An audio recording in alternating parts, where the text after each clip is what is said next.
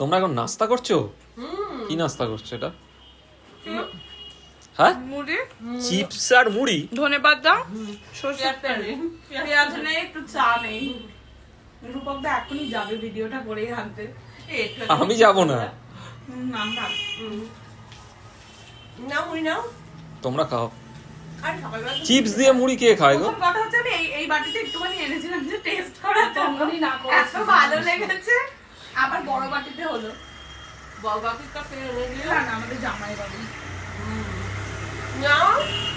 তোমরা খাও, আমি খাবো না। এরকম চিপস দিয়ে কে কে মুড়ি খেয়েছো? আমরা তো খাই। মানে তার উপর দিয়ে একটু ধনেপাতা দেওয়া হয়েছে। জামার উপর পড়ছে ওগুলো ফেলছিস কেন? বদের হাঁটি। বল আমি স্নান করেছি। এর মধ্যে ধোয়া নাকি? আমাদের তো খুব ভালো লাগে। তা তোমরা কে কে এরকম খেয়েছো? ধনেপাতা, চিপস আর মুড়ি আর তেল। ব্যাপারটা হচ্ছে আমাদের সব ভালো লাগে। হ্যাঁ, সবাই যদি একসাথে থাকে, একা একা একদমই ভালো লাগে না। একা একা হলে এটা খেতামই না।